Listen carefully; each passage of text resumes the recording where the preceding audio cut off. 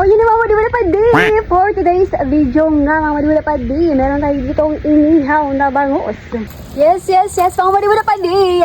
So yan lang po ang kalahati ng bangus na yan, kasi yung iba sinabawan. Dahil meron tayong bangus mga Madiwala Padi, gagawa tayo ng kanyang side dish. Yes. So for today's video, gagawa tayo ng insaladang mustasa or radish. So pang-partner natin dyan sa bangus na yan. Kasi malungkot naman na bangus, wala siyang partners. Sana out! So lang naman ang mga ingredients na gagamitin natin mga Madiwala Padi: radish, sibuyas, bawang, kamatis, at kalamansi. Siyempre, lalagyan natin siya ng patis. Wait ka lang dyan, bangus ha, magkaka-partner ka na. Parang kailangan niya ng ibaliktad. Pero hindi pa naman, pero babaliktarin na natin siya. Yes. Pero na nga tayo dito mga Madiwala Padi na 1/4 ng radish. Sorry. So, pero dadagdagan naman natin to. So, dapat maninipis lang mga Madiwala Padi. So, ito, gagamitan natin ito. Wow. Parang wala na. Ano yun eh?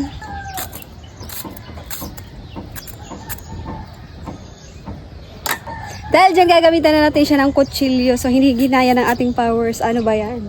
So dapat mga maninipis lang ito mga Madiwala Padi. Kasi alam naman natin na ang lasa nito is medyo mapakla.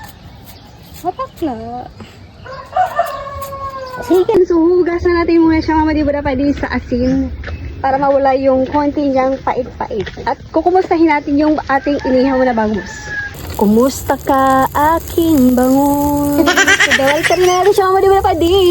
Yes. Kasi parang papunta na siya sa katutungan. Yes. Lagyan natin siya mga Madiwala Padi ng sibuyas. Yes. Sa kalandian, ito ang lunas. Yes. Kumain ka ng sibuyas para marami tong benefits mga Madiwala Padi. PhilHealth, SSS, pag-ibig. Charis. But, seriously, marami siya talagang health benefits. Kagaya ng, dagdagan pa ang buhay mo ng 1 oras. Charis. Ano din? Ito naman, mga Madiwala Padi, isang perasong kamatis, pampakinis ng cuties. Yes. So, rich in lycopene. Wow, parang naging health conscious na tayo ngayon, mga Madiwala Padi. Kasi pampasexy naman talaga ang ating ginagawang recipe for today's video. So, sexy ka talaga kasi gulay lang ang dapat kainin natin. Kung gusto mo pang humaba ang buhay mo. Next naman mga Madiwala Padi, it's bawang. Yes. Pangontra sa mga asbo, sa mga aswang. Kaya kung piga-aswang ka mga Madiwala Padi, kamo yung piga-aswang, magkaong ka ang bawang. Dahil mo siya pag i-display, dapat kaunon mo siya. Dahil marami din siyang health benefits. Yes. Pero dapat daw, pag nag-ano ka ng bawang, so bago mo daw siya ilagay or kainin yung bawang, paluwason mo muna or palabasin mo muna yung alisin. Sabi sa trivia. So sabi sa pag-aaral ng mga researcher, next naman natin mga Madiwala Padi, kalamansi. Para may asim. May asim ka pa ba, Madi? Dapat may asim tayo pala. So, 2 ng kalamansi mga Madiwala Padi ang gagamitin natin. So, dahil ko na hinarali, so, pisog. Tanggalin pa rin natin yan mga Madiwala Padi. So, next na natin is itong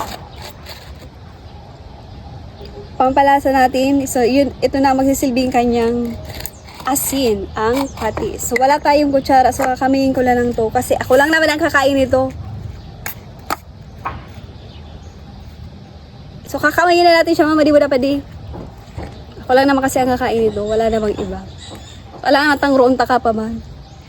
Wala na sa kuya. Charis. So, ito na mga Madiwala Padi. Perfect. So, i-check na natin mga Madiwala Padi kung pwede na ba yung ating inihaw na bangus na ipa-partner natin dito. At kumustahin na nga natin siya mga Madiwala Padi kung okay na bang ating pang-partner sa ating radish salad. Medyo hindi pa siya luto. So let's eat na tayo mga Madiwala Padi. Ito ang ating inihaw na bangus.